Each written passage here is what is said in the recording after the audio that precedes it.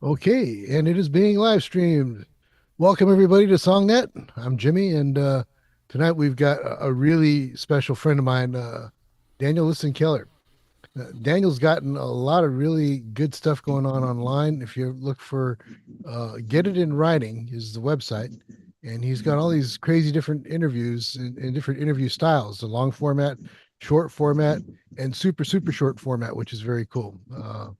The 30-second things I think that he's been doing are entertaining and educational, and everybody's got at least 30 seconds to listen to something. So that's a good thing. So I encourage you to check out what he's got going on. And Daniel, why don't you tell us a little bit more about what you do, where you come from, and all that other good stuff? Oh boy. Yeah, I guess I have had probably the typical circumlocucious career. I started out as a performing musician, got into studio work, became a recording engineer. When I was a recording musician, I wanted to be an engineer. I became an engineer, and I wanted to be a producer. I became a producer. I spent several years signed to BMG as a producer, living in Germany, Hamburg, Germany, producing German rock bands. And then I guess after that, I was a product manager for Tascam for a while, which is where Jimmy and I met actually. And I was part of the team that designed their control surfaces. Back, those were a very new and weird thing.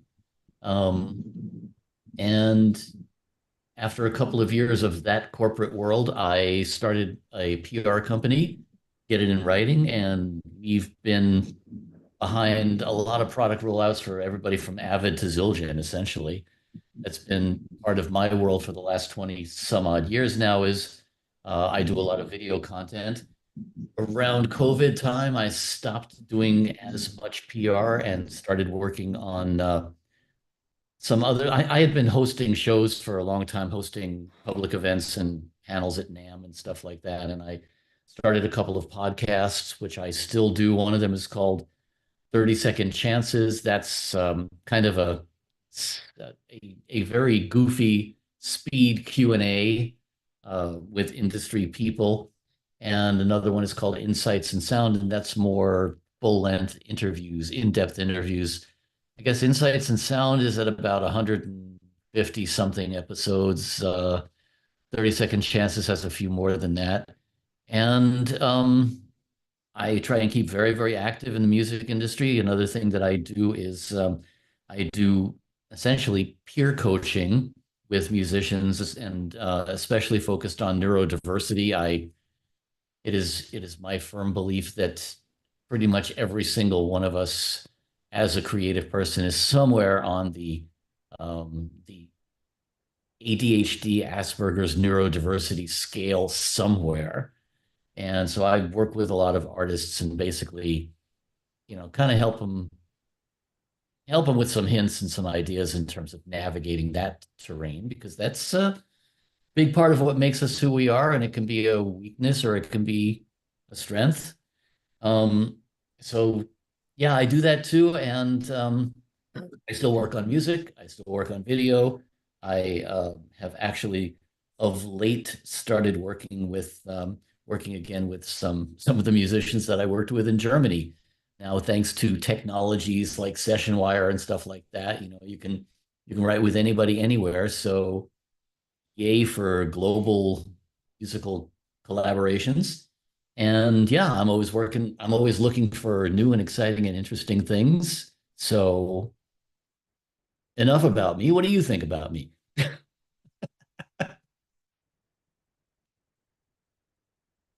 All right, that sounds good. So let's go ahead and get this party started. Yeah. Oh, before we get everything started, I just want to know, have you heard of Flow? Float? Flow. It's a new platform that Taylor Swift and a bunch of other people are starting to get more involved with. It's Uh-huh. like a streaming service, but it's more artist friendly, and it's supposed to be a really powerful thing. Cool. FLOW? Yep. Okay, I'll have to check that out. That's Yeah. yeah. We have so many amazing tools right now. And the idea that we can work together now on a global basis, just it really excites me because when I was over in Europe, it was a completely different world, and it was much more, I don't want to say isolated, but it was more siloed. You know, if you were working on music in the German areas, the GSA, as we called it, Germany, Switzerland, Austria, then, you know, that was a certain culture, a certain musical culture. Italy had their own musical culture. France had theirs, you know, it was very, very different. And it was interesting to me to see that as opposed to the the culture that we are used to here, which is basically America and UK, you know, the Anglo culture, I would say. And, you know, musically speaking, I think it broadened my tastes a lot. So I'm always interested in anything that's going to get music from other parts of the world for us to hear. Well, that's kind of like world music, but on a different level, right? Because it's not like ethnic or traditional tribal sort of thing. It's world music, but about like developed countries and stuff, first world problems and all that. Yeah. Yeah, exactly. And you know, we all share a certain, I mean, obviously we all share the same technology and we all share the desire to create. And you know, it's always interesting to see like people who grew up in a completely different environment and culture than you did, how do they express themselves musically? You know, it's to me, I think it's a really valuable experience. So, you know, these days you can, in fact, there's some app, and I can't remember what it is, but there's an app out there where you can literally like spin a globe and pull up radio stations from anywhere in the world. And man, it's so cool. You know, just like randomly spin it, and all of a sudden, you know, you're checking out like, you know, the Spotify top 20 in Botswana, something. It's awesome. So anyway, now that I'm down that rabbit hole, um, back over to you, Jimmy. Okay, well, actually, it's back over to Steve. So, Steve, I guess we'll start off with the people that are here. Right. And So I'm going to do these in the order in which they were received. So the first one up is Chris Darling, which is a song called Samantha. Okay, now this was, all right, this is actually three songs, but it's kind of, I guess, what I'd call, maybe Chris, you can explain this, but they're three kind of short ones. I don't know if you want to listen to all three or just one or two and get the feel for it. It's a trilogy. Yeah, okay. So I have to share my screen and hold on here. Then you can actually hear it. do you want to say something first, Chris? Yeah, I do. It's funny because I was actually really hoping I wouldn't be the first one because this is my first time here. So hi everyone. My name is Chris Darling, and yeah. So what I've sent in, I guess I should start by saying I'm a songwriter. So please don't judge me for my voice or production skills. I'm strictly a songwriter, top liner, and I wanted to kind of pick something that would kind of highlight my writing range because I wasn't really sure. Again, this is my first time, so I wasn't really sure what to send in. So I decided to send in these three short little clips of something that I call my Samantha Song Challenge. It's on my YouTube channel, where I take the name Samantha as a song title, and I write something in the style of a different artist. So I have something like 24 different artists on there. And so I've picked three. This is Doja Cat, Missy Elliott, and Evanescence, because I wasn't really sure what the makeup would be here. So I have a 1 minute clip from all three of those artists. I guess depending on how we're feeling about it, we can listen to all three, or we can listen to just one, or we can pick which ones we want to hear. But yeah, this is my Samantha I Song think Challenge, we and have, then oh, I'm sorry. I'm sorry. Go ahead. no, no, yeah, go ahead. Oh, I was just going to say if we have, I think we have I mean, Steve and Jimmy, correct me if I'm wrong, but I think we have about 3 minutes for each person, give or take. Is that fair? Spin Well, it. Yeah, it's close. Or just give me the high sign if you feel like, okay, I got it, kind of thing. Okay, Yeah, spin it. yeah. All right, here we go.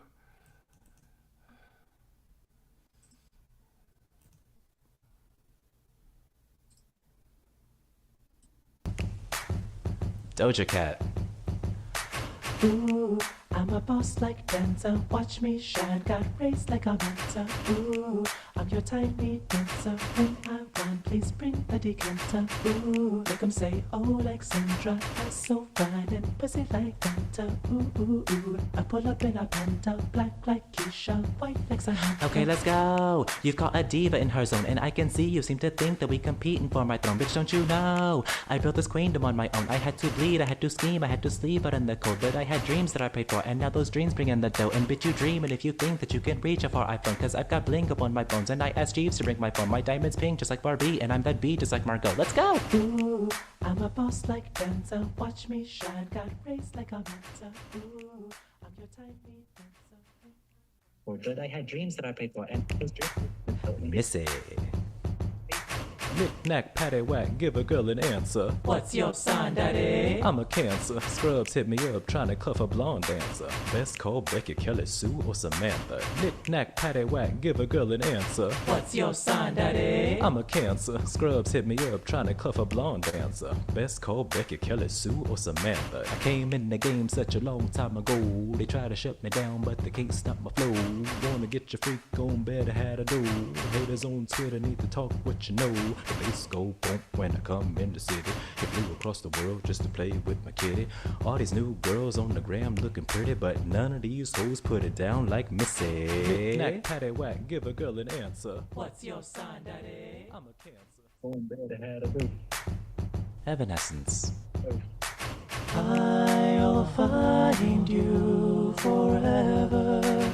You're my muse, kept safe and sound. The shadow haunts your heart. Say goodnight, don't ever. Not my news to sever, but all I'd lose to save you now. Though you wander through the dark, seek the light, Samantha.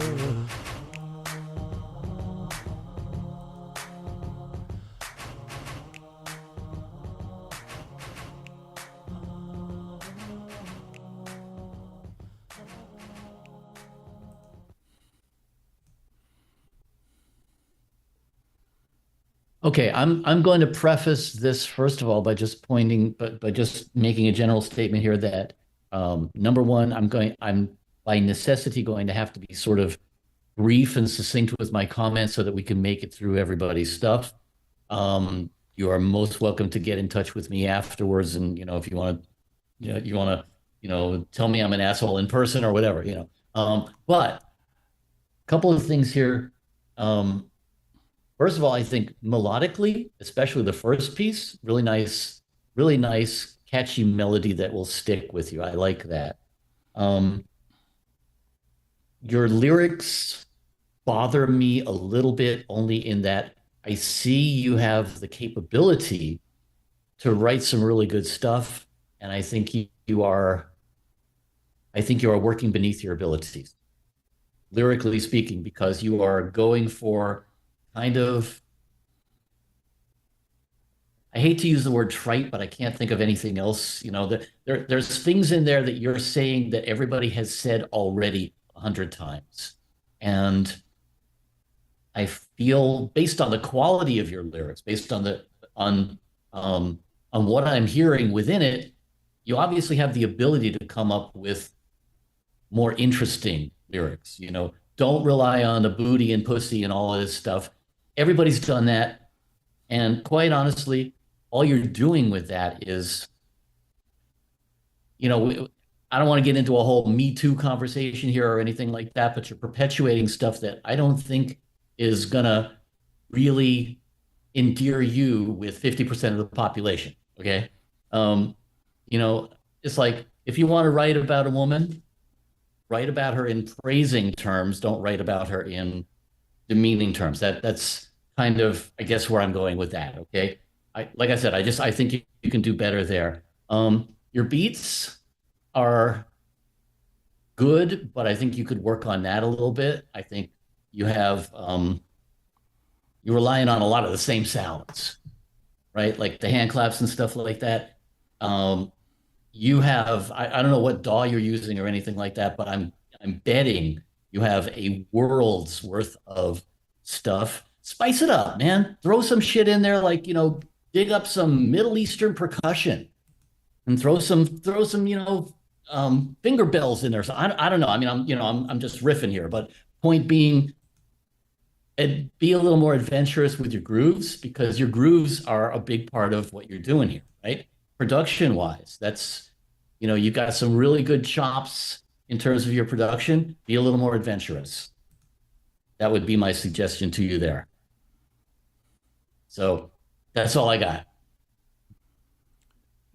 Okay, no, thank you for that. I'm gonna take some notes and then I'll get back to you. I actually did want to message you because you mentioned that you lived in Hamburg and I was in Berlin. I'm in Tokyo now, but I was living in Berlin before. So yeah, there's a couple of things I wanted to chat with about Oh, cool. after Yeah, the yeah. absolutely. The rivalry between Berlin and Hamburg is kind of like LA and San Francisco. So I can Yeah. totally get it. Yeah, happy to chat, man. All right, thank you. Thanks. Okay, next we have Steven Stavola. Steven, you're here, right? I think so. Yeah. Okay. Yeah, I am. You're just listed as Steven, so I wasn't quite sure. Yes. Okay, there we go. All right. Yeah. Let me bring up This is just a song of piano and vocals. I've done some DIY recordings. I'd like to get into the studio and work with the real, producer and engineer. But so this is just piano and vocals. Okay. Okay, let me share my screen, and so you'll have the sound. And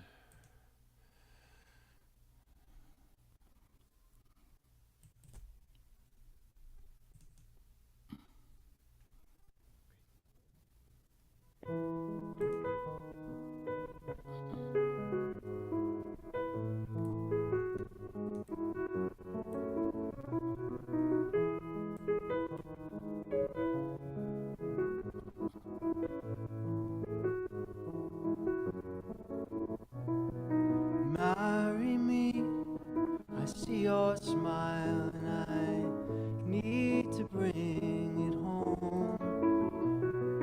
Marry me, I've lived my life like an island all alone.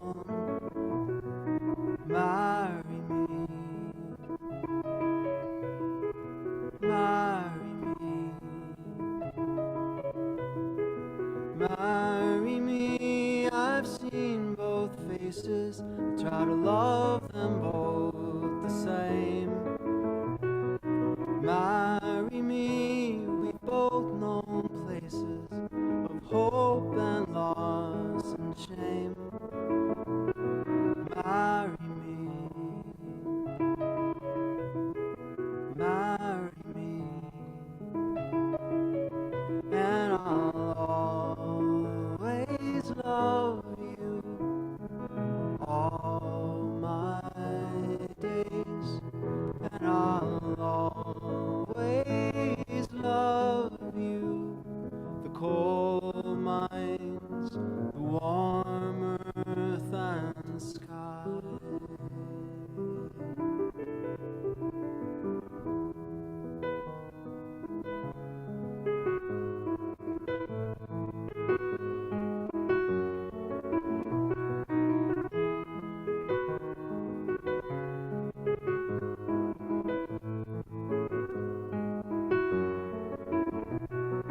Marry me, my hope is open. Okay. Something up with the recording. I don't know. It was breaking up on my end. I don't know if it was doing that for anybody else. But I do get the gist of it. I really love the sentiment of the song, the overall idea of the song. I think it could be something really, really good. I my only critique would be I'm waiting for a payoff. That chorus, I want the when I'm if you want a song that's going to stick with people, that when you get to the chorus, man, it's got to be fucking glorious. It's got to be uplifting. It's got to, I mean, what you're doing is using the same basic chord structure in the chorus that you are in the verses. And so maybe consider punching up the chorus, doing something else with the chorus, musically speaking. That's one thing. And then the other thing that I noticed and that kind of confused me a little bit is the lyrics in the first two verses are really beautiful and very simple and very, right to the point. I love you, marry me. Cool. Then you go into the bridge.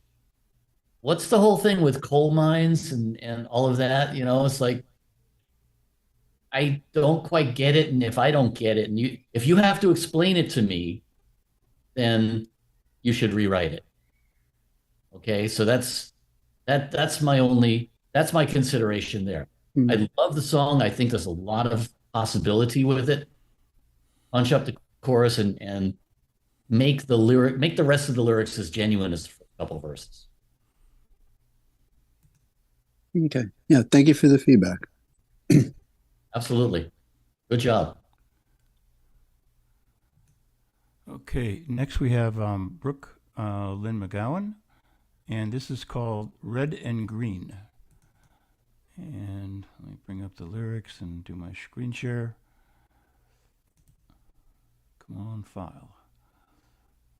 Sometimes these files are a little slow to open. Okay. I don't have too much to say to introduce it, just that it's kind of like a Christmas, sort of a Christmas song, but it doesn't have to be. Exactly. Good time of year for it.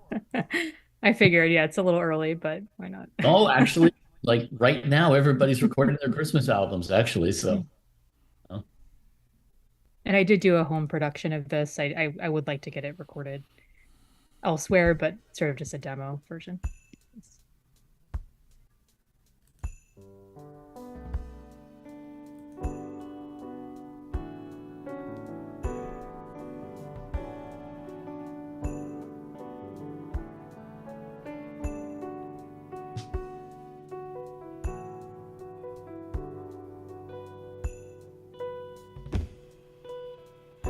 Red and green, magical disbelief.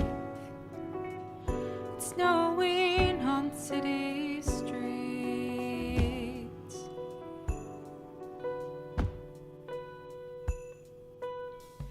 See the lights, they sparkle and shine. The new year comes, resolved to break bad habits in time.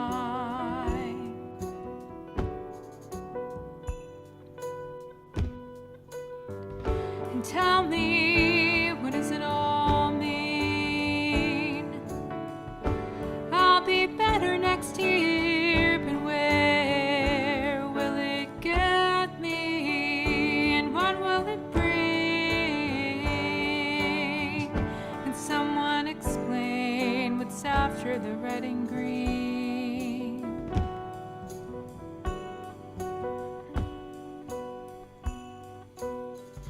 See the look in the children's eyes.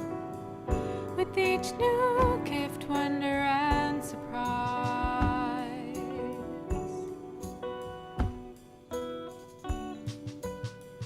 And loved ones round the fire. Kisses and hugs, whispers of desire.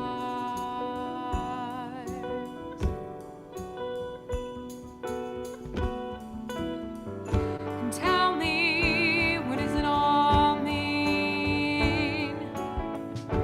I'll be better next year, but where will it get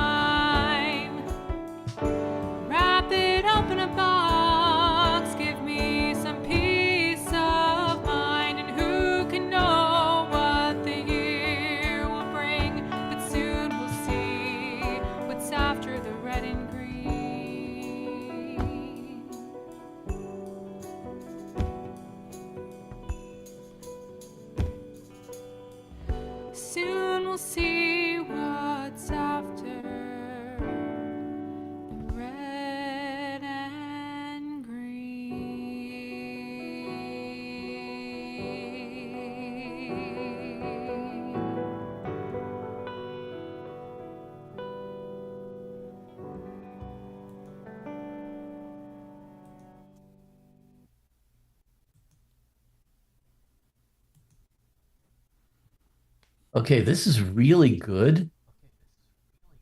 I'm going to tell you the same thing that I think this might just become a mantra. It's been a mantra. Um, Two things. Number one, start out really strong on the lyrics and kind of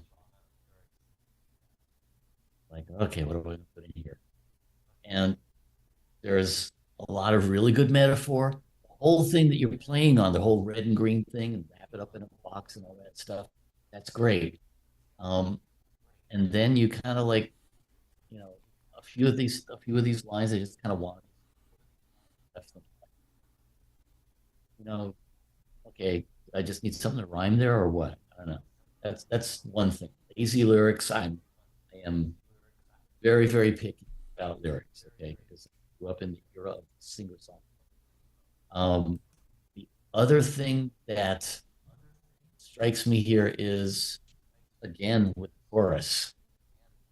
Your chorus is not punching it. You have obviously the ability to create really good melodies. So don't don't make your chorus just a variation of the melody you used in the verse. Let's start with the chorus and let's punch that up.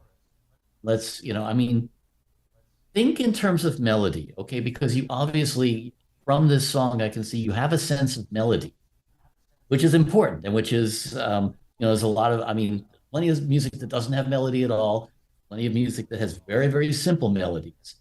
What you have here is a song that theoretically you should be able to just sing the melody and know what the song is, right? Like old style Broadway stuff, things like that, right? Cool. I can do that, but then it doesn't go anywhere for me. I want the chorus to just grab me by the short and curlies. Mean it. I want to like, wow. And that didn't get there. So that's all I got. Thank you for the feedback. Sure. Okay. Who's subject to my brutality next? Next up, we have John Gary. And the song is called If You Ever Needed Someone. So let me organize. So this song comes out of advice that I received as a young teenager. And I'll leave it at that. Okay.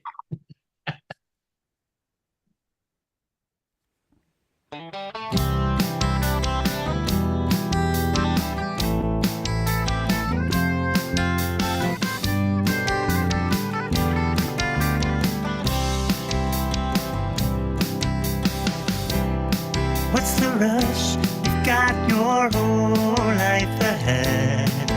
You're running before you've learned to walk. Slow down and enjoy what you have. And remember, I'll be here when you want to talk. And if you ever need someone just to talk to, just to be with, I'll be there.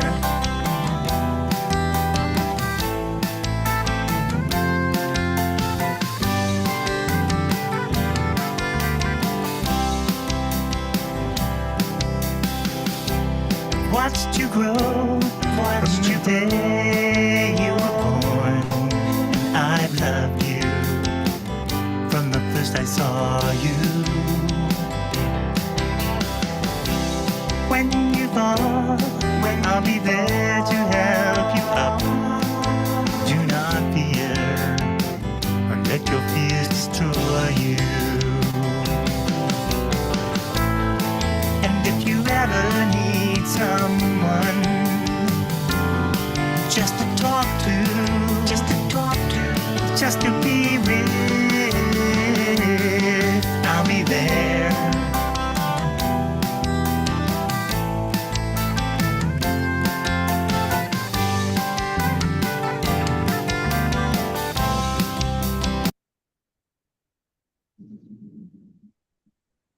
Okay, this is really good. Question for you. Do you consider this a songwriter demo or an artist demo? I'm trying to just kind of get my grip on what to comment on first. So I have a little recording studio at home, and these are songs I've published. So Okay. The song, the production is very good. I mean, obviously you know your studio and you're doing really good stuff with that. I will say the same thing, but not quite to the extent you do punch up the chorus. I like that. That's really good. My problem is you get me almost all the way there and then I just drop off a cliff. It's like the end of the chorus, man. I want more. I don't just want I'll be there, and I want more lyrically and I want more melodically. I would, the chorus just like it doesn't go where I would like to see it go. It really starts out and I'm really excited and then it's like, oh, okay. So that would be my critique about that. In terms of the artist part of it, I think, I realize it's a demo and stuff like that, but you got a really good voice, man, and you're not taking any chances. I mean, you could. This is an issue that a lot of singers have, especially people who sing their own stuff. A lot of times, because it's your stuff, you don't want to let people in. You want to keep a wall, right? And so what ends up happening is you sing verse, pause, verse, pause. And you're not, I mean, what I would say to you is think about what you were thinking about when you wrote this. Think about all the experiences that you have had since getting that advice as a teenager, and get yourself into the emotional headspace and then sing it like you're really like you're singing to your kid or something. I mean, someone you love, because it's a great message. And I feel like vocally speaking, you're not giving it what it deserves. All right. Thank you. I appreciate that. Absolutely. Really well done. And make it better. You can. Thank you. Okay. Who's next? Next up, we have Rich Marquetta, and the name of the song is called Happiness.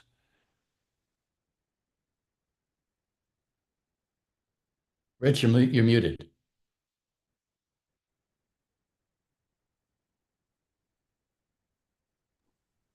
Okay, can you hear me now? Yep. Hi, Daniel. Hi. All right. I'll just say real quickly to you, there's no chorus. It's just a tagline. It's a AAA song form. Okay. And there's plenty of guitars.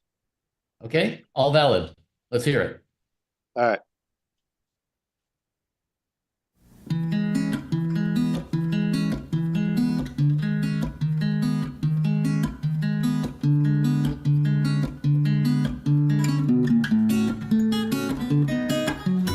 I know you're very busy, 'cause everybody loves you.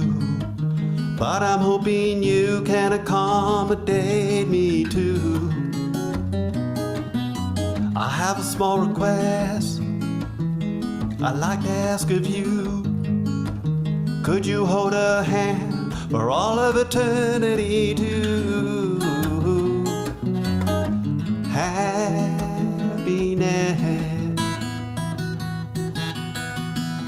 Maybe on your lunch break you could put in a call.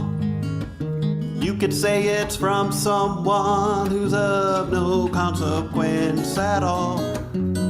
Say he's rather shy, but he cares a great deal. He wishes you the best, and he wanted you to know happiness.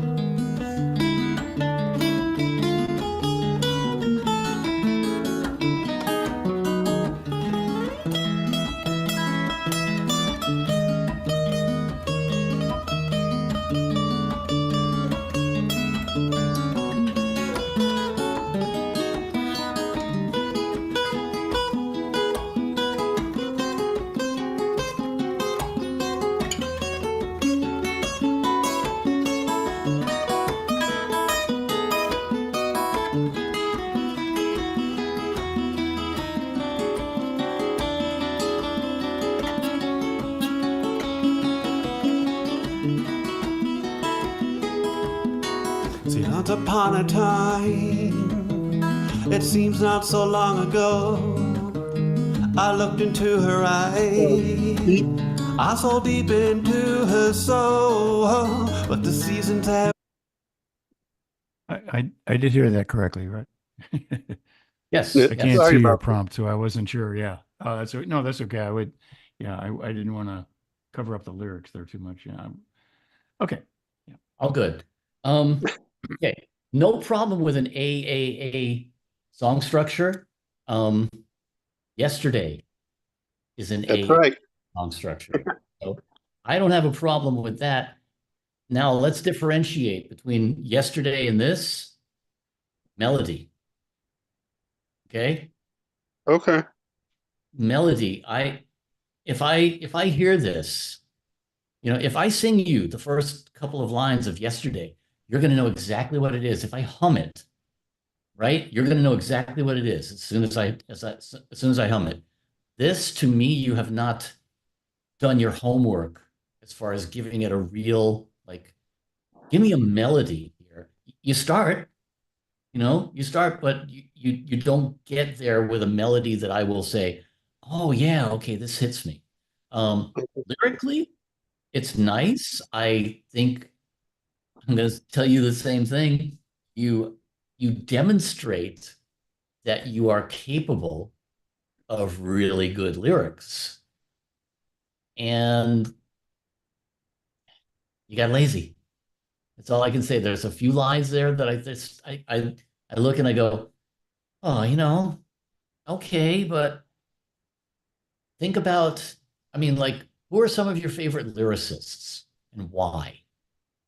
And Okay. the rhetorical question, what I want you to do is think about that because, like, to me, and this is my personal taste, obviously, and all of this, I mean, everything that I'm saying to each and every one of you, this is my personal taste. So, take it with as many grains of salt as you want, whatever I say about your stuff. But for me, I like lyricists where they do like a really interesting twist on the lyric, where I go like, oh yeah, that's clever, you know? And so there's a lot of times in this song where I think, okay, you laid it out there completely, wide open, which is cool, but I can see that you're capable of like, being a little more creative with the way you say these things. So Okay. yeah. Sure. And then the other thing I would say is way too long a solo. No offense, you're a good guitar player and everything, but people don't hum the solo. Okay. 8 bars maximum, man. Then get out and come back to the lyrics, okay? And even 8 bars is too long. In this day and age of short attention span theater, go for 4 bars. Seriously. Okay. And I'm, as you can see, I appreciate guitars and bass and everything. So it's not, not a critique of your playing, but yeah, it doesn't add to the song in that sense. Okay. Very good. Very good, Dan. Thank you very much, sir. My pleasure. Who's next? Next is Je Levais, and the song is called Cradle of Time.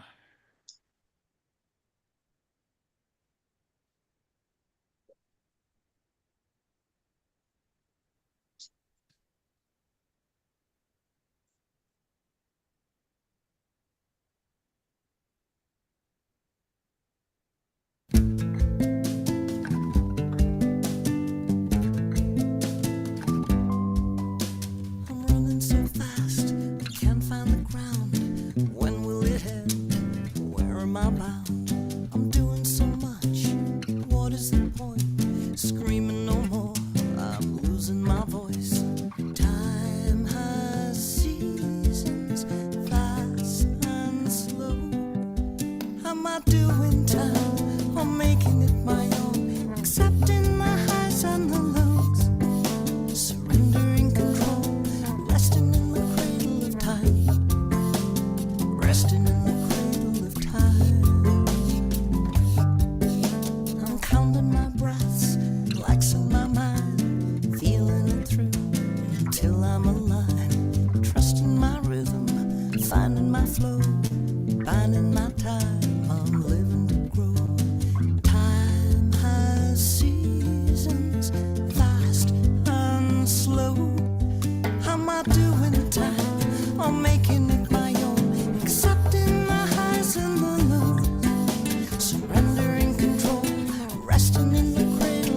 time, resting in the cradle of time.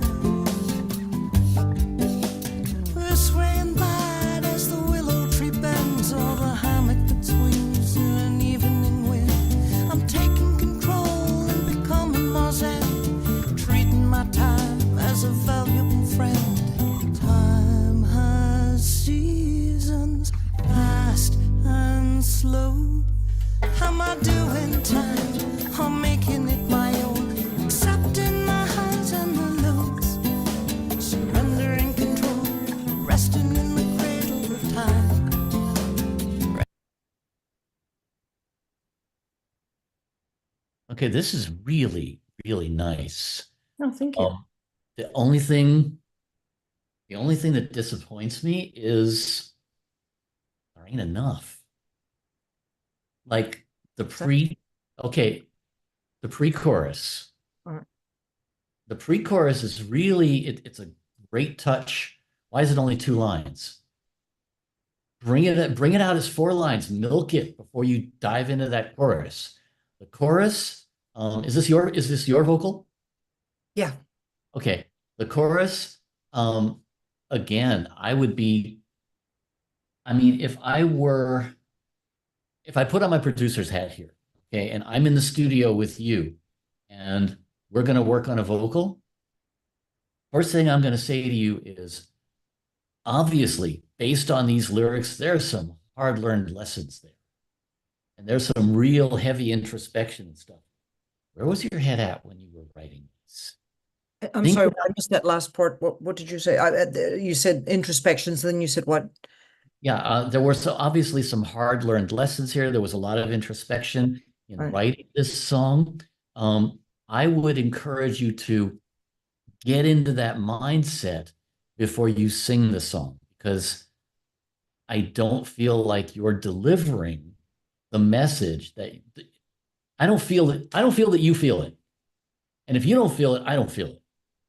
And you have obviously you have lyrically not lyrically, melodically as a singer, you have the ability to really emote, and I'd love to hear you emote more on this. I'd love to, honestly, I think this could do very well with a little bit of a different production, a little bit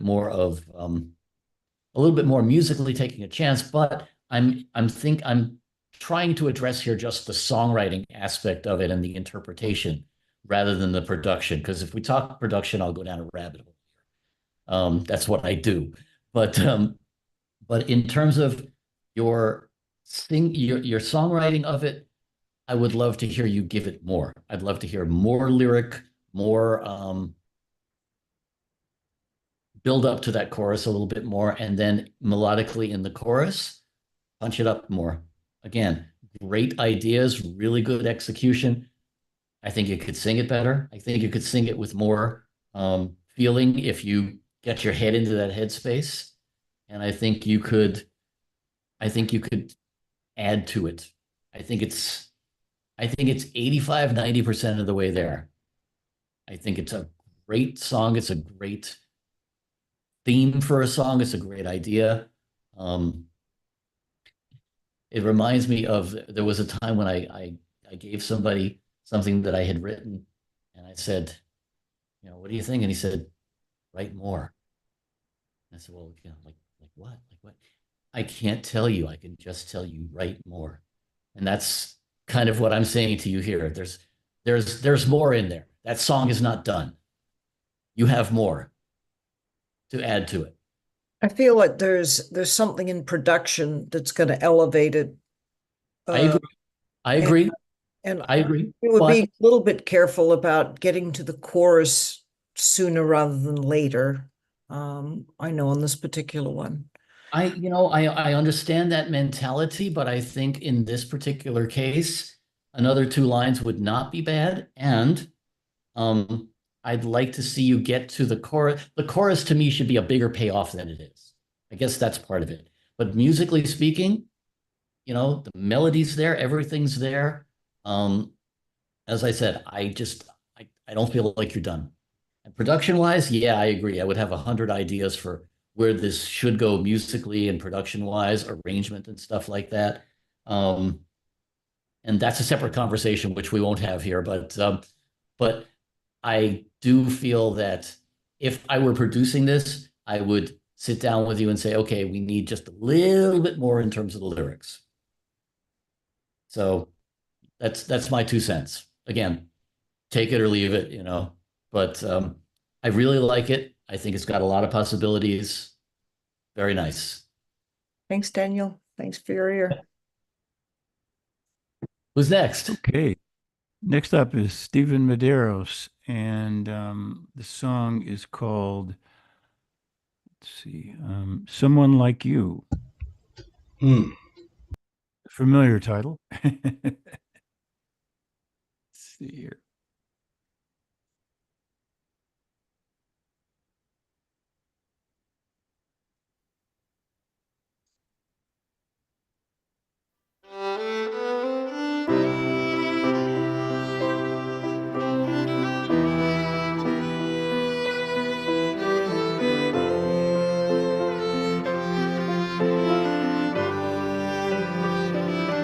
When I needed forgiveness,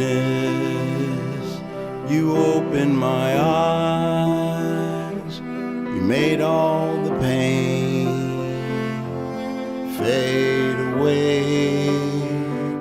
When I only knew lonely, no feeling could find me. You filled up my day. When I had lost all hope, love had denied me. Your light shines on my heart today.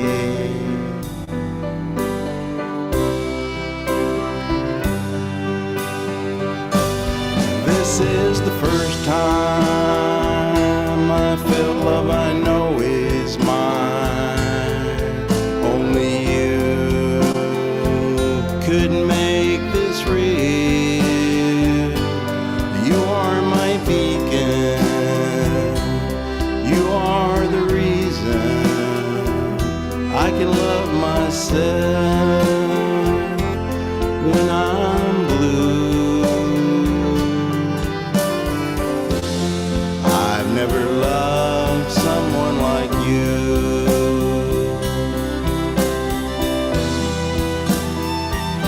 When I look in your eyes, I feel alive. Your vision sees me through. When I feel your touch, I finally trust that love can stay true. On the wings of a dove, forever my love, I will fly away with you.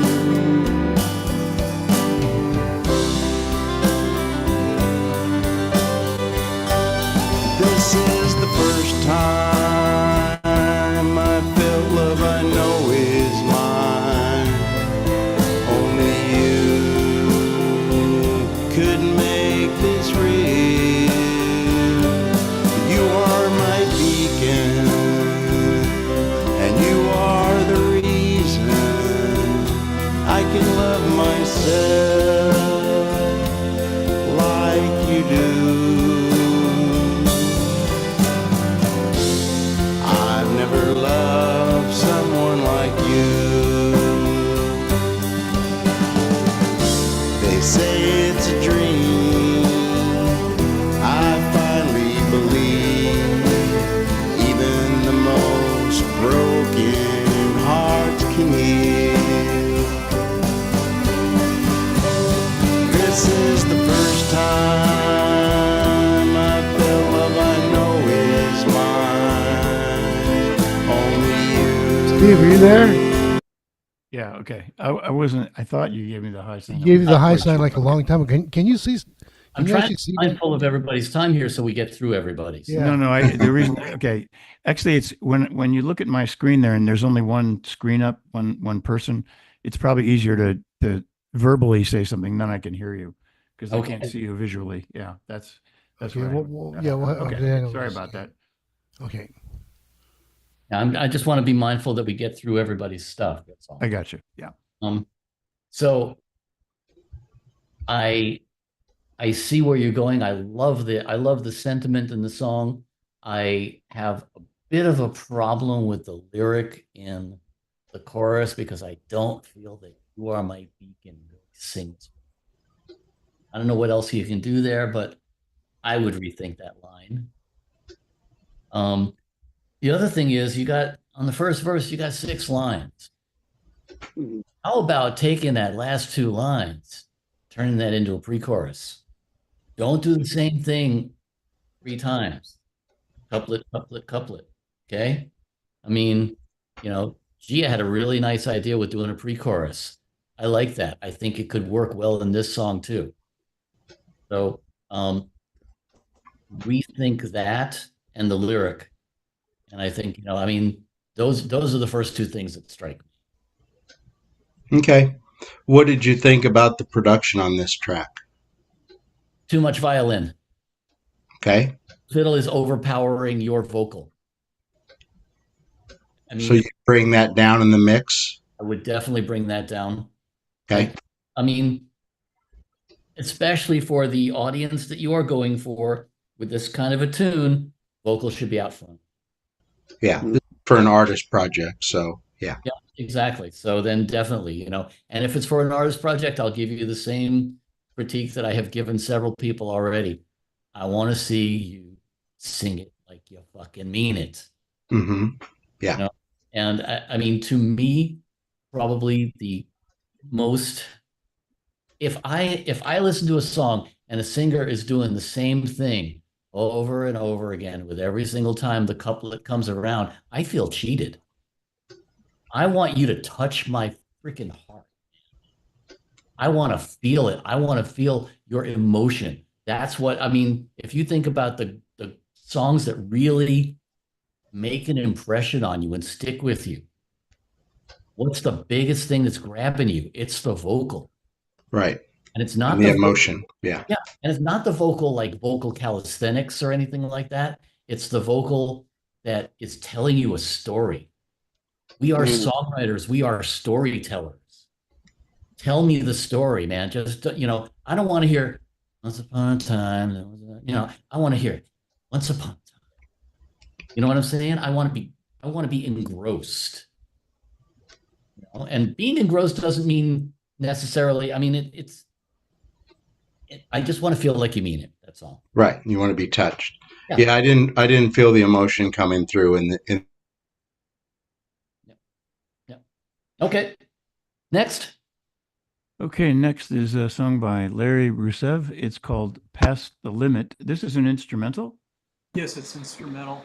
Right. Intended for 80s rock style, 1980s rock style. So like tom-toms in there and the drums, and production music, intended for TV or film. Gotcha. Okay.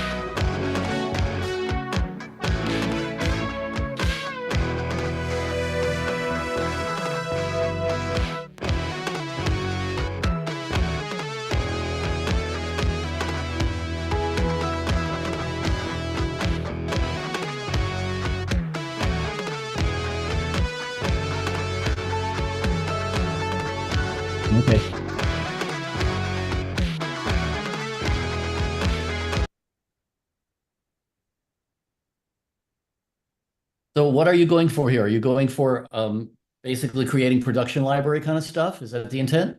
Yes, that's the intent. Okay.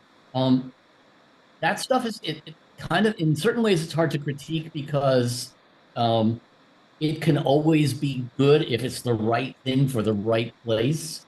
So, I could say to you, this is what I'd like to hear. Like for example,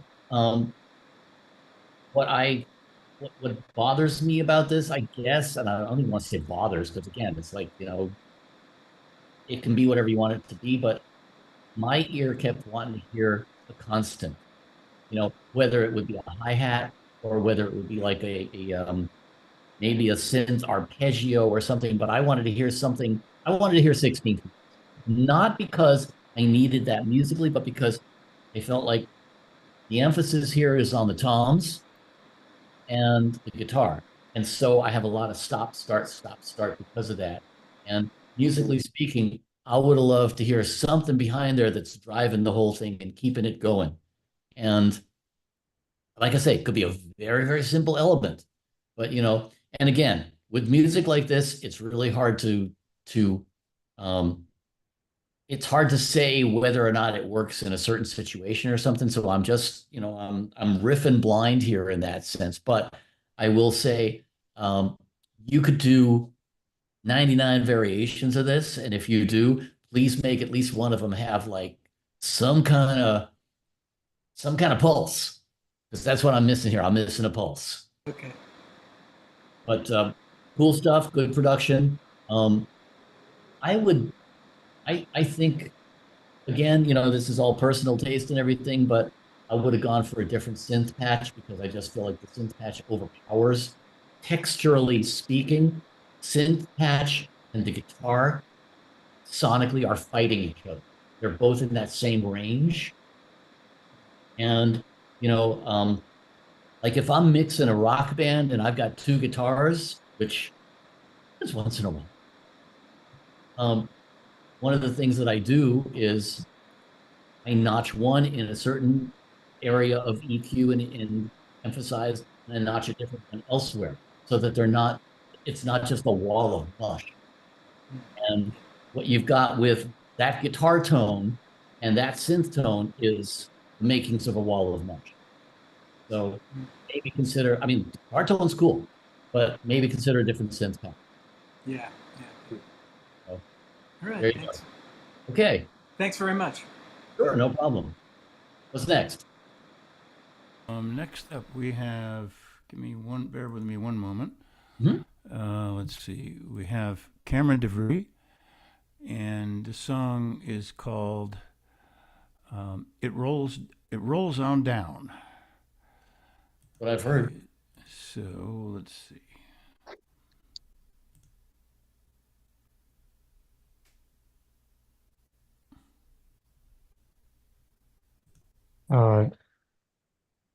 Stephen, can I introduce the song? Yeah, go ahead. Okay. Hi, Daniel. This is a song I wrote a few months ago. I wrote it for an artist, or I made this demo for an artist pitch, and it's kind of like an indie rock kind of song with some. I'm making a version that's kind of bluesy right now. Okay.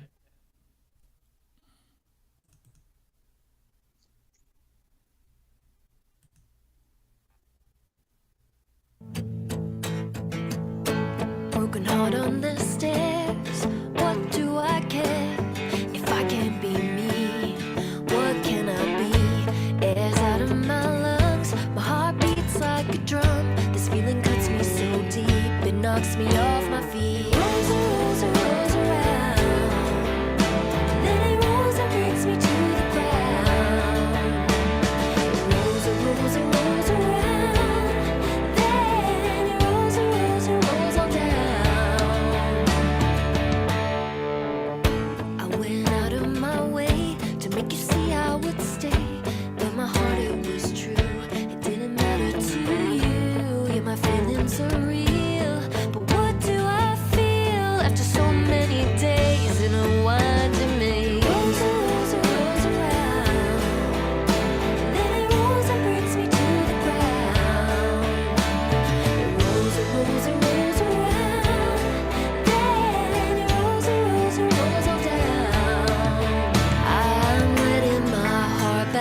into my soul. I remember how it used to feel. Now I see that all of this pain is illusion. I'm ready to take back my life. It rolls and rolls and rolls around. Then it rolls and brings me to the ground. It rolls and rolls and rolls around. Then it rolls and rolls and rolls down. Now I'm setting my heart back onto that road. I'm looking for someone that'll lift up my soul. 'Cause I've been to places they'll never be, and they've been to places that'll open up me. It rolls and rolls and rolls around. Then it rolls and brings me to the ground. It rolls and rolls and rolls around. Okay, thank you. Cool, I like that. That's I would have I mean I didn't see the lyrics for whatever reason, so I can't really comment on them. It's definitely a really nice, catchy chorus. The chorus does what I would like a chorus to do. It actually does lift me up. I would have mainly production comments on this because I think you got good ideas. I would have loved to hear some of them get milked a little bit more. There's you have a constant quarter note going throughout the whole thing.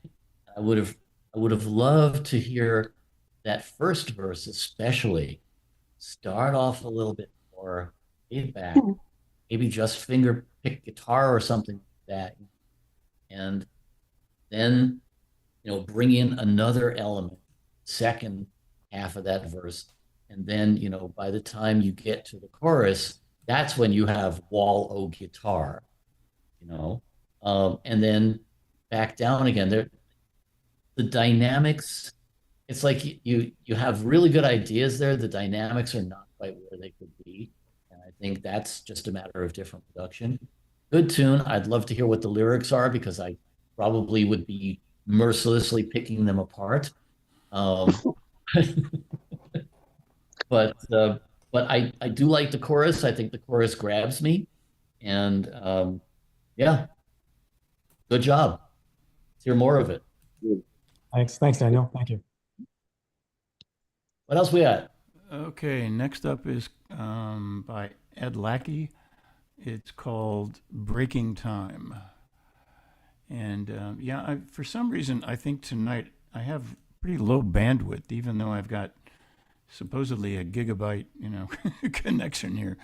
Maybe too many of my neighbors are on or some damn thing. I don't know what it is, but anyway. So here we go.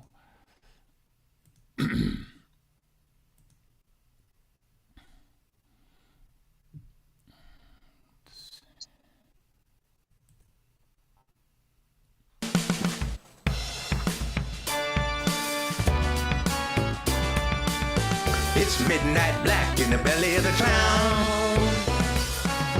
It didn't take much, he just swallowed me down. Can't seem to find my way out. I keep looking, but I have my doubts.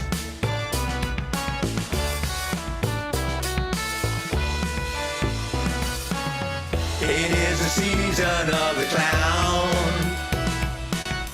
Watch out, he'll be around, round, round. It is the season of the clown. A lot of things are coming down, down, down. Down, down, down.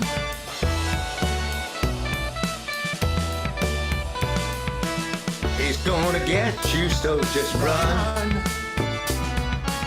Beware the night, he hates the sun. He's got them great big red lips. A cup of blood, he'll take a sip. It is the season of the clown. Watch out, he'll be apologies from my end on that. It looks like I downloaded the wrong set of lyrics there, and that was supposed to be I could season make of, out the lyrics. yeah, season of the clown is what that was supposed to have been. Sorry about that, Ed. Okay. Yeah, because there was a little confusion there because he had submitted two different or one song and one lyric, and they were different. And then I thought I had corrected it, but apparently it didn't happen. So Good. Like I said, I was able to make out the lyrics, so that's yeah. Sorry about that. Yeah. all good.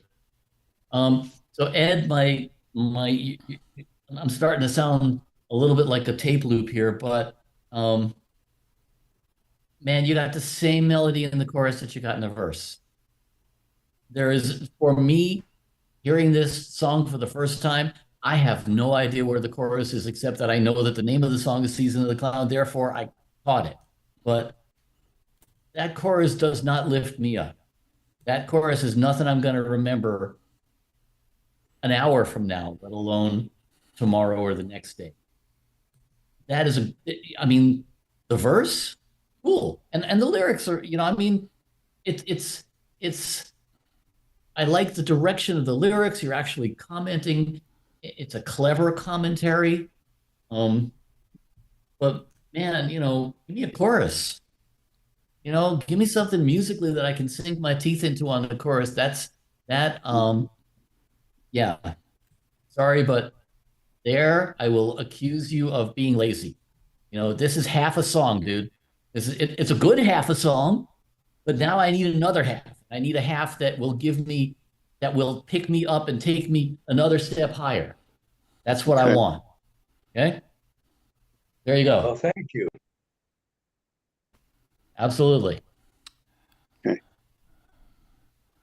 All right. Next one is actually mine. There's a couple of people who didn't come. Oh, so... now we get into it. Okay. Maybe I'll tell the story after you listen to the song. This is a song with a bit of a story behind it, but okay. So if I critique this one wrong and he knocks me offline, everybody will know why. Okay. No, it's more a matter of context. That's nothing to do with musically or anything. Go for it. Okay, this is called Mystery. Right. I gotta share my screen.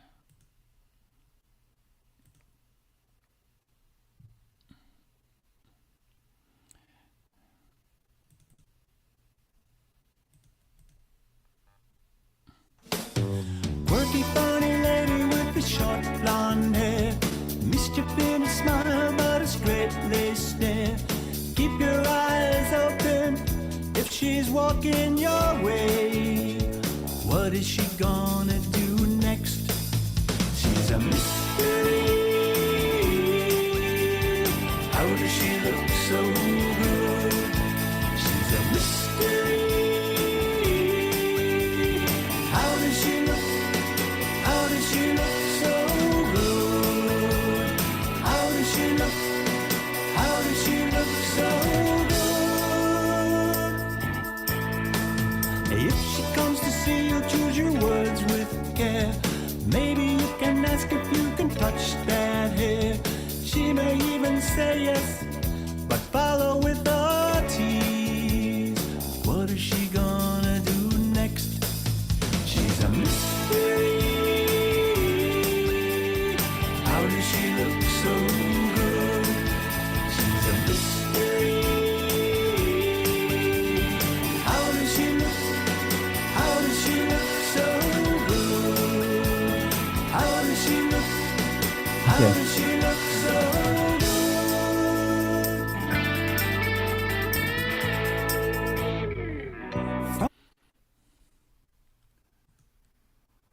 Okay. Do you want to give me anything before I tell you what I think? So the context here was I got this call from this guy, and he said, could you write a song for Ellen DeGeneres show? They're trying to do a product placement commercial. It has to have the word mystery in it. And, I'd never really watched the Ellen DeGeneres show, so I turned on a session and watched it, and I thought, I don't know if I like this lady. I thought she was a little nasty, if you know what I mean.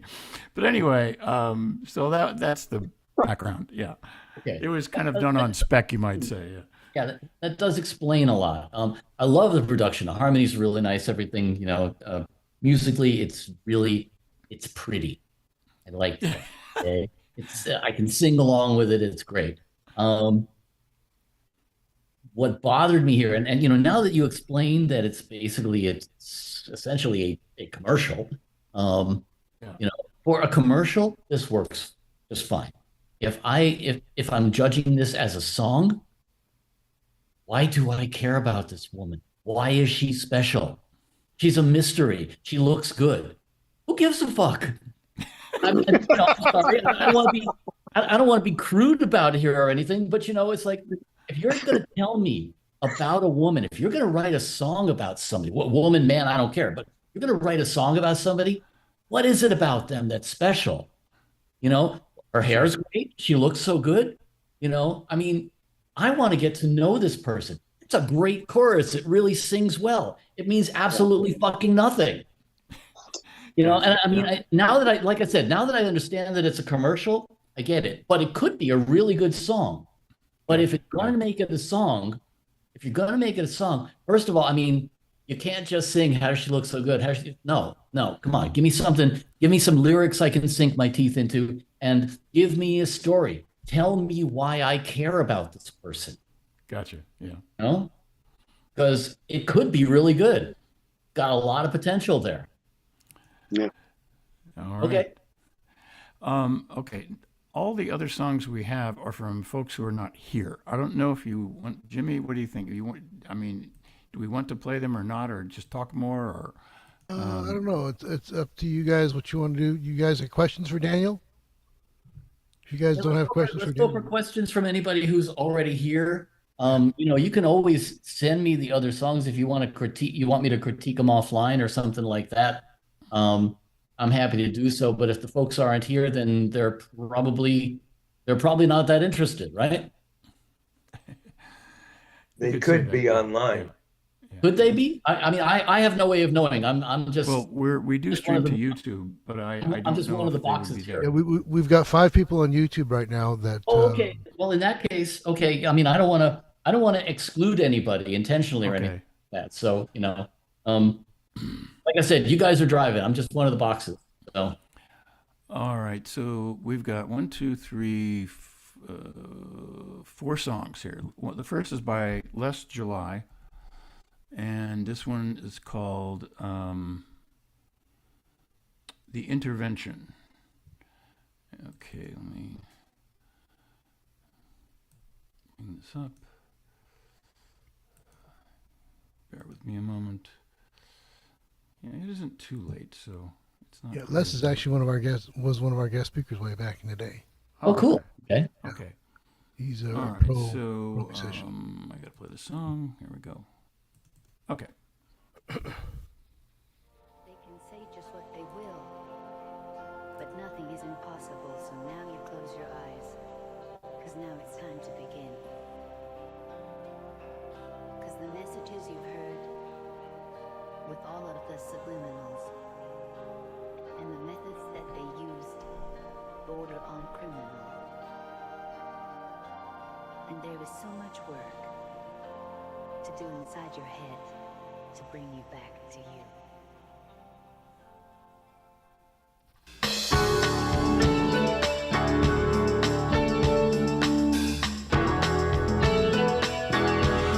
They can say just what they will, but nothing is impossible. So now you close your eyes, 'cause now it's time to begin.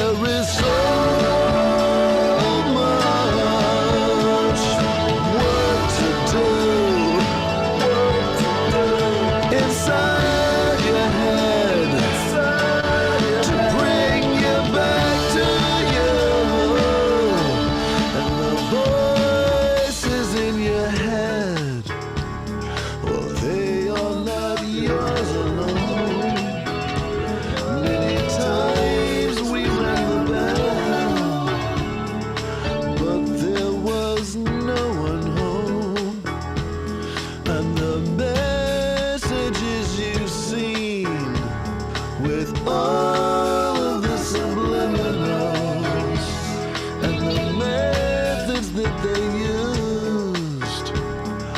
Border on criminal. So there is so much work to do inside your head, to bring you back to you. So you tell yourself.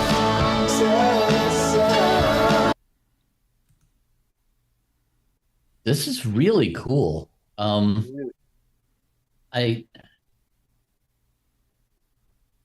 feeling a little bit cheated because, again, I'm going to go back to my complaint about the lyrics. Man, the second two lines of the second verse are exactly the same as the second two lines.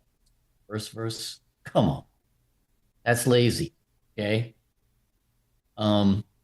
Especially because these are really deep lyrics. And it's like, I start to get sucked in, and then, again, you've led me into a cul-de-sac. Like, why couldn't you take the time to come up with some more lyric for that second one? Okay, that's my first critique.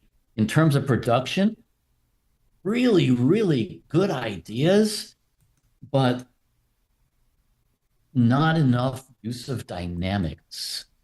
What I mean by that is, if you're on 10 all the time, you got nowhere to go.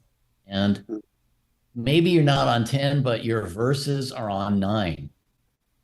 Can we thin things out a little bit? I mean, I will say that in my perspective, as a producer and an arranger, the most valuable thing to me in terms of the production process is taking things away. There's a brilliant quote, I can't remember who it's from, but a sculptor who said basically, I just hack away at the pieces that don't look like one. And it's the same thing with production. It's like, I can throw 100 ideas, any song. The hard part is whittling those down to the 2 or 3 or 4 that really make the song work. And this production is still at that phase where there's way too much going on. So I'm getting lost. I'm getting lost in the verse, and I'm getting even more lost in the chorus. And I would like to have it build a little bit and take me along for the ride a little.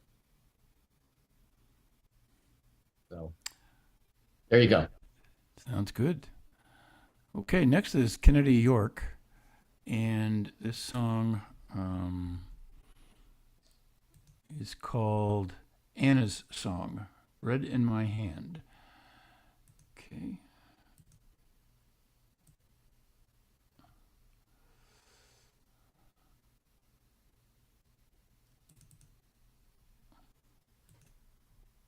Took a 2-room apartment, some misunderstanding.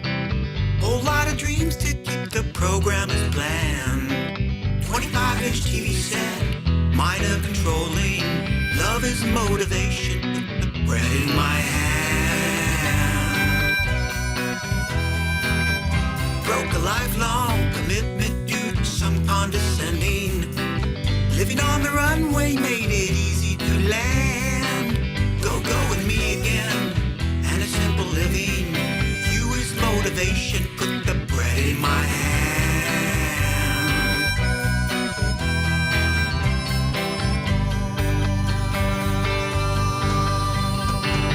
Looking through a helpless situation, speaking from an average point of view. In need of healthy inspiration. Me, myself, and I, for me, I do.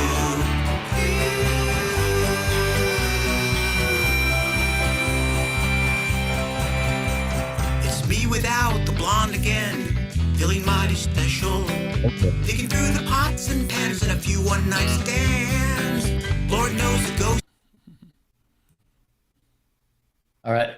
whoever this artist is has a really cool thing. I mean, it's like definitely gets my attention right away. Really interesting style. Lyrically, I'm just going to come out and say it. I have no fucking idea what you're talking about. Okay. This is so metaphoric that you lost me. Dude, I have no idea what this song is about. Okay. I'm sure it's cool, but like, at least give me an idea what we're talking about. I have no clue. The other thing that bothered me was what I assume is the chorus. The background vocals are like drowning out the lead vocal. Yeah.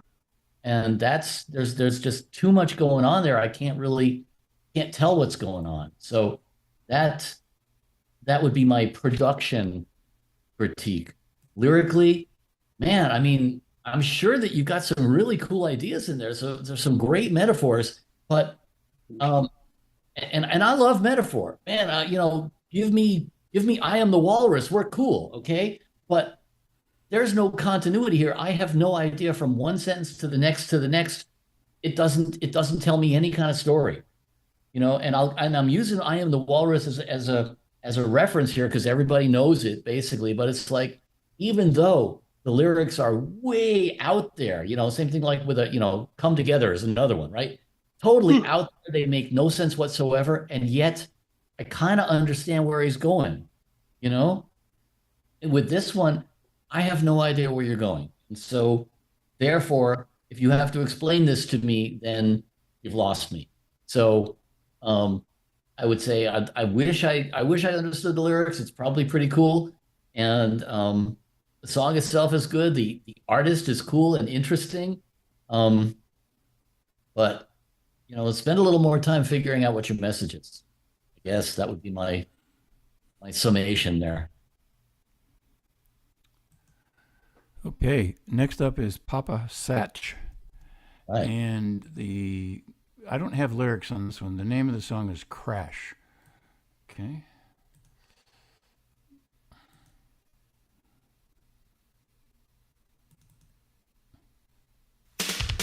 My point is much more valid than your shallow point of view. Your life's a drawn out ballad, I'm through. Keep reading Reader's Digest. I'll stick with Carol Oates. I'm going to the opera, count your gold.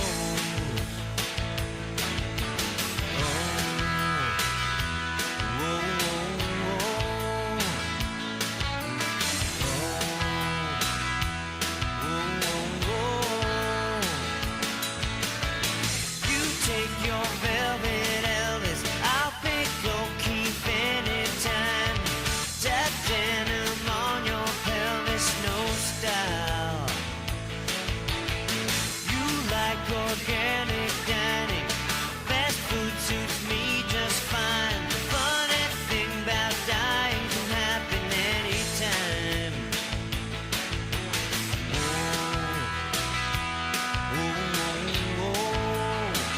Okay.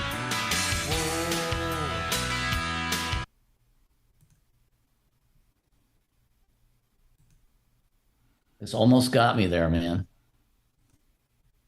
Cool song, but there's no chorus. What I think you intended as the chorus would be a really great pre-chorus. The whoa, whoa, whoa, whoa, that part, really cool. Now, from there, I was sitting here and waiting for it to then go into the chorus.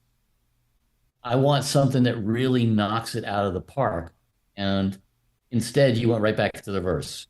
So I was kind of disappointed there. We didn't have any lyrics, so I can't give you any feedback on that. Production's cool. It's a really good straight ahead rock tune. And I'm sure lyrically it's, like I said, what I heard sounds okay, but man, I really want a chorus there. Got me right up to it. And if you think that whoa whoa is your chorus, no, that part, man, that's a pre-chorus. That is definitely a pre-chorus. Now give me something else really takes it up there. You know, there's plenty of music that is evocative of your style here. Go listen to some of the masters. You know, listen to the Brian Adams. Rose Brian, yeah, all those cats. You know, there's a chorus, man. There's a chorus. I can't sing the chorus here. There's nothing going on for the chorus, and I wish there was, because if there was, the song would. There you go. Okay, last up we have David Sotomayor. This is didn't get a lyric on this one either. So this is a song called Love Song. There we go.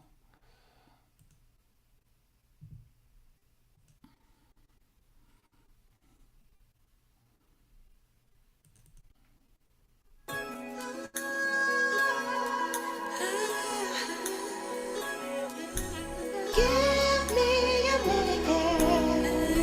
I'll write you a love song that can only have been written just for you. 'Cause I love you. This is why I write you this love song. I'm gonna write you a love song.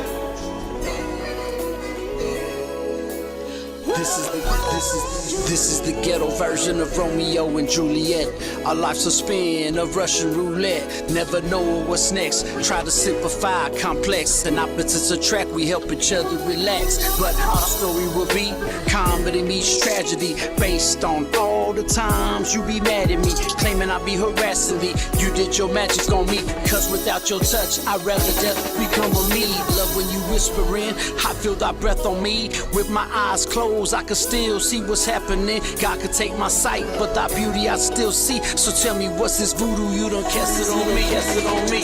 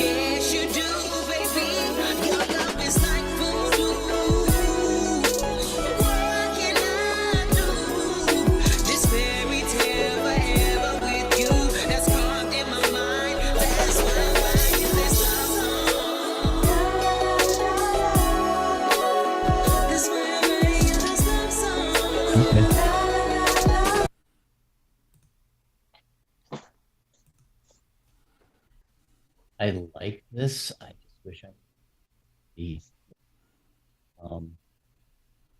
I mean, I really like the chorus. At least I think what I think is the chorus. Really good. It's really well executed. It's a melody stick with me, and it's cool. The first vocal, the spoken vocal, the hip hop vocal, you're trying too hard. I mean, it's like you're just punching that shit out. And you know, it's a love song. Okay? It's a fucking love song. You wrote this as a love song. So why the hell are you talking to her? You know, I mean, that's my first impression. It's like, man, you know, I want them, the two parts are fighting each other. Musically, they're fighting each other. You know, I want you to be talking to her like she's talking to you. Like, you know, I mean, you know, less. I mean, I love the opening, man. You know, ghetto version of Romeo and Juliet, fucking brilliant. Okay, you know, but less ghetto and more Romeo and Juliet. I mean, it's like, you know, let me hear your love for her song. That, you know, I mean, the lyrics are great, and you know, the rest of it. I mean, when she comes back in singing, I mean, that's cool. It all works. The love song itself is good. but I think that's the only thing that bothered me. I felt like the vocal itself was completely trying too hard, out of context for what you're trying to convey. Musically, I like it. Oh, I mean, it's cool. I would like to hear a little more creativity with the beats, but that's easily played with, and different versions and stuff like that. Um, well done, but I would like to hear you do a little bit more. I'd like to hear you sing that vocal like you mean it. Like you really like I love you. So, yep, that's all I got. That was the last one. All right. Anybody on that I happen to have missed inadvertently? I think we have everybody that's on. So, Yeah, no, we got pretty much everybody. Does anybody have any other questions? We have some attrition here, obviously. So, Yeah, whoever- yeah. Unfortunately, that's kind of what happens. People listen to their own thing, and then they don't want to learn from anybody else's mistakes. I'm still here. Yeah, exactly. And you've learned, and you're going to be making some, great music because you heard the same thing over and over, about choruses, being something that really is supposed to punch you in the face. That's right. That's right. Honestly. Yeah, thank you, Daniel. Thank you for the brutality, but it's well needed and understood. Appreciate it. Well, as I said up top, I tend to like a lot of artists. I'm a little bit on the spectrum too, and what that means is I say what I feel, I say what I mean. I don't insult anybody, at least not intentionally. But I also I do not mince my words when it comes to especially working with artists because you know what? If I don't say it to you, somebody's gonna, well, the problem is no, somebody's not gonna say it to you. Somebody's just gonna go, oh, I don't really care. I mean, they're just not gonna like your stuff for whatever reason, and you're not gonna know why. So, that's I always considered it my job to tell you, so that you have room to grow. And I will repeat the disclaimer I said up top, and I'm just one person, that's just one opinion. So, if you feel I'm full of shit, then for you, I'm full of shit. There you go. No, I appreciate you being honest, for my part. Yeah, that I appreciate that. Cool. When I first started writing songs, I was scared to death. It took me a long time to accept critiques. Now I'm over here laughing and smiling. I love when you using the F-bomb a couple of times. You had me in stitches, but I don't know how the other artists are perceiving it. But, yeah, at this point in my life, coming to these critiques and hanging out and just the humanity of who you are. And last time it was Joanne, and she had some things to say about the sing song, but that's fine. That's why we're here. So thank you. Yeah, I mean, I certainly, I mean, I hope that I have not offended anybody or anything. I mean, I know that, these are our babies, and, we obviously, we are all very attached to our songs, and believe me, I should have said this up top, but I have had my songs brutally reamed and raked over the coals too. So, that I have had the dubious honor of having my songs held by big stars and then never recorded. I mean, I've been through this too. I totally get it. So I hope that for all of you, that you have success with your songwriting, with your performing, with your pursuit of the arts, because that's what this is about, man. I mean, it's not about like, I want to write a song, get rich. That's bullshit. Okay, we do this because we love what we're doing. We do this because we have to. This is what we live for. We live for creating art. So, bless every goddamn one of us, because we are, we have to do this. We do this because we love it. And, for me, man, I'm glad to see that there are still artists out there who want to do this, because there ain't no money in it. There ain't no money in it for most people. So you're doing it because you love it, and therefore, please, by all means, keep doing it. Amen. Sounds good. Amen. Yes. Any other questions for me? Are you fucking Chris. kidding or anything like that? I mean, Yes, actually, I do have a question. I guess I should, excuse me, say thank you again for the feedback. It's been great hearing everybody's songs and hearing all the different styles and everything. It's been really nice. I guess in my case, my question would be, since I am a songwriter, not really a producer or a musician or even a professional singer, it's kind of hard nowadays, finding someone to collaborate with when, everyone can do everything. Everyone is their own producer, their own singer, their own songwriter. And it's hard when you're only a top liner looking to collaborate with someone.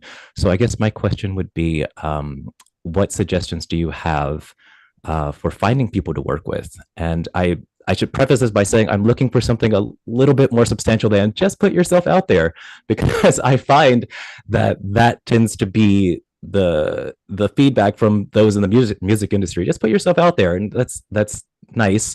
But I'm looking for something that's a little bit more substantial. Do you have any recommendations for groups very similar to this one? In fact, where I could find them, on YouTube or whatever, where people can kind of come together and collaborate, very similar to this group. Yes and no.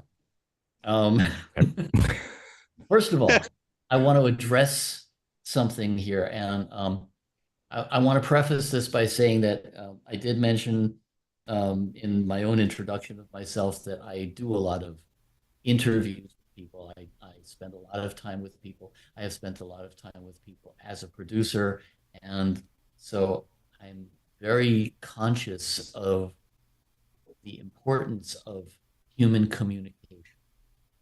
And part of that to me is something that the technical term for it is choice architecture. That means in plain words is the answers you get depend on the words you choose to ask the questions. Okay? Now, thinking about that, one of the things that you said that caught me right away that I noticed was, I'm only a top line. No, man, dude, you're not only anything, okay? And if you bill yourself as, I'm only this, it's like, I used to teach recording in college students. And, the one thing that always got me was, so what does everybody want to do? Like getting to know my class, my students. And somebody said to me, I just want to make beats. Now, if you say to me, I just make beats, do I want to work with you? No, dude, I want you, just say I make beats, right? I mean, in your case, I'm a songwriter. I'm not just anything. Okay, so that would be one thing I would say to you is present yourself with confidence, and I realize that we don't always have confidence, especially among songwriters. Imposter syndrome is it is our mode of operation on any given day. Okay, I get that. But, there's an old cliche, fake it till you make it. And it doesn't only have to do with like learning things and stuff like that. It's like, man, yeah, do put yourself out there. And I realize that that's cliche, but when I say put yourself out there, I'm not just talking about like, oh, get out there and network. I also mean that when you present yourself, be conscious of how you're presenting yourself. You have good stuff, man. Put it out there with confidence. Okay. That would be my one thing to you. As far as actual resources, I am not that plugged into the networks anymore. I do know that there are, there's things like Taxi and stuff like that. A lot of those, unfortunately, are for profit. Where are you based? Are you in Southern California? I am in Tokyo, actually. Tokyo. So it would have to be something online. Oh, yeah, okay. Well, now, as far as that goes, Um, I'm not sure that I can give you any resources. I might be able to find out a few things and pass on some resources to you. I know you've got my email. Feel free to reach out to me. But typically, I mean, man, I know that there are literally dozens of groups like SongNet. I don't know what the scene is in Tokyo. I do know that they have a hell of a good music scene, you know, but I don't know if you're in that or, I mean, in terms of what you do, I mean, man, you could be networking with anybody anywhere. So I would look for resources. Um, there's a couple of things come to mind. One of them is Session Wire. And Session Wire, and there's a couple of others like Session Wire. There's Jack Trip and I guess Audio Movers, but Session Wire in particular comes to mind because they have a network of songwriters. And so, like you can put it out there and say, hey, I'm a bass player and I'm looking to play on a track or something like that, or whatever it is, or I'm just looking to collab with somebody, whatever. And, you know, um, the good stuff about that is that not only do you find people, but you can work with them in real time. Basically, I mean, stuff like Session Wire, and I think Jack Trip is like this too. I only know Session Wire because I've been using it lately to collaborate with some people in Germany. But I've been playing around with it, and I discovered that it does some really cool things. It's basically like if you think of Zoom, but it also has a mixer, right? And like I could be working with somebody, and I could take a file. I work in Logic. I could take a file in Logic and I could drag it over to them. And if they're using, Reaper or Studio One or whatever, we can drag files between our DAWs and stuff. So it's a good collaboration tool. And there are a lot of communities built around these collaboration tools. Which DAW do you use? Well, I don't. So that's the thing. So Okay. that's what I mean. So that's what I mean when I say I'm only a top liner. I'm actually quite confident in my writing skills. I have a degree in literature and I've been writing for quite some time. But I use Ableton to kind of record my voice and tinker around with things. But when I say I'm only a top liner, what I mean is that's my skill. So that's the thing that I do. I don't But no, produce. but I don't the record reason vocals. okay, no, I get it. But no, you're not. You're not. We're not on the same page on this. When I say what DAW do you use, I'm asking you mainly because there are communities built around each one. You, I don't say you're only a top liner, no, because you have the abilities. The only reason I'm asking about which DAW you use is because you could find a community around Ableton and find people to collaborate with within that community. And in fact, Ableton, I know for a fact, there are forums, Ableton-based forums, which you can go on and you can and there's like, a room in the forum that's like, people wanting to collaborate. So that would be probably your best bet. But again, I'm going to go back to what I said. Dude, you're not just anything. You're able to do stuff and your writing skills are, it's like, okay, so maybe I don't know how to do a full-fledged production. So what? You don't have to know how to do a full-fledged production. You just need to know what you need to know to do what you're doing. And, take your talent seriously, take it over to forums like that. And that's the best way for you to start networking. Seriously. Okay, thank you. Yeah, I was taking notes if you saw me looking down as you were chatting, so that's what I was doing. I also see a bunch of notes in the chat here. So that's yeah. fantastic. And I've also put my lyrics with some notes. If anyone in the group chat is interested in looking at my lyrics on their own time, feel free to get in touch. But thank you, Daniel, for all of that. And I'll definitely get in touch after this chat. Sounds good. Okay. Any other questions? One other thing, Chris, there's a lot of also online open mics. Now, even if you're not singing in the open mic, you can just go in and watch, and you'll be able to pick and choose, vocalists and instrumentalists. Of hey, I really like what you do. I like that groove. Let's make this thing happen. And you friend them on Facebook or find them on Insta and make things happen that way.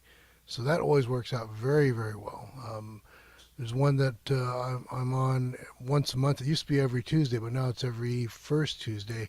It was based out of Pittsburgh, and now it's international. And we just had some people. I think we had somebody from Japan actually this last. Oh, Korea, South Korea, just yesterday. So yeah, there's opportunities like that all the time. Okay, Cool, thank you. Yeah. Thank you very That's much. awesome. That's good to know. Yeah. So if you want that one, just let me know. You've got my email because you met me on email, so that's good. Awesome. Okay. Well, I think if there's no other questions, then thank you very much, Daniel, once again. Oh, you got one? Okay, sure. Go ahead. I have to ask a short question. Uh-huh. Oh, thank you. Hi, Daniel. My question is about collaborating, and so I'll just give the situation that I'm thinking of. I was writing a song with someone today, and we just have different styles. So like things have to rhyme, things have to be she's very concerned with form, and that's not a bad thing, but my philosophy is always that the content is the driving force of the song, and the form is like a container, and it's sort of secondary. But I think she was trying to force some rhymes that weren't natural, and I was trying to get her that like there's alternate ways that you can use things so it sounds like a rhyme, but it's not an exact rhyme. And so what's your philosophy when you work with someone who you think is a great writer, but your styles clash so much where it's really tough to find middle ground? That's never happened to me. Man, dude, I wish there was an easy answer for that. The tough answer is everybody's got to give a little, and if your co-writer is not giving at all, then there's an issue there. I can't speak to the dynamics between the two of you because that's a big part of it too. Man, songwriting is well, and I don't want to cheapen this in any way, but songwriting in a lot of ways is like dating, and sometimes you get like a really immediate good buzz, and then later on you go, because you start getting into the details and you find out that your co-writer doesn't pick up her dirty socks and stuff like that, whatever it is. Other times you think, oh, I don't really think I have anything in common with this person, and all of a sudden you start writing together and it's like magic. um, I I had one co-writer who I honestly really couldn't stand in certain ways. I mean, we were so different in so many ways, and yet wrote couple of really great songs together. Um, so it comes down to dynamics on more than just the songwriting. It comes down to human dynamics too, and it's a give and take process. And in that sense, like I said, it's like dating, it's like a marriage, it's a give and take process. And if your co-writer is not open to budging the same amount that you are, then there better be a damn good reason. Like it's, like in this particular case, okay, why is it important for this to rhyme? And if they can't give you a good reason, you know, somebody said to me long, long ago, and it's always stuck with me, ideas are cheap. If you're on your last good idea, if whatever idea you're working on right now is your last great idea, fucking hang it up now. Seriously. I mean, because we are wired to think as creatives, and that means that we're always coming up with new ideas. So if there is something about, something in a song that is so amazing that you have to hang on to it, maybe you want to look at that again. Maybe you want to say, okay, so why am I so attached to this thing? Because often, if you really look at it, you think, okay, you know what? This is not as great as I thought it was. Or, this is a really great idea. Maybe I'll save it for a different song. You know, so there's always room for change. I mean, if you had any idea, I mean, you know, there is a great line from Shakespeare, and I add the music industry to this. The line from Shakespeare is, anybody who appreciates fine sausage and the law should never watch either being made. And I add to that songwriting and production.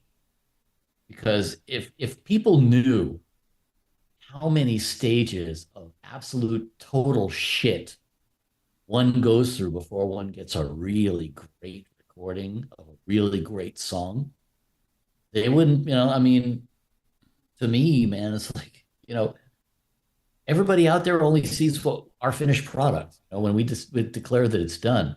But there's a lot of give and take. Before that, there's a lot of crappy ideas that get thrown away, you know. And if you're working with somebody that is that precious about their ideas that they would not work with you and flex, then yeah, maybe it's just not a good marriage. Thanks. Yeah, it's good to reflect and think about these kind of things. Yeah. Okay. Yeah, well, if that's it, thanks again, Daniel. It's always great having you around. And I'll see you at lunch. Absolutely. Right? Thank you all. Thank you, Daniel. It's been a pleasure. Thank you so much. Okay. Absolutely.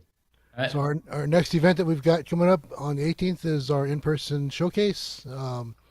We usually try to also stream that to our Facebook page or our YouTube page. So again, Chris, you can listen to that and find you'll hear different artists that you may. Yeah, I was writing it down. Yeah, so on the 18th over here, it'll be the 19th over there. But you'll be able to go to our YouTube channel and see all these different writers doing their songs and go, hey, you know, I like what they're doing, and you hit them up because they're all available. You know, we're always all available. How do you save this? Top right.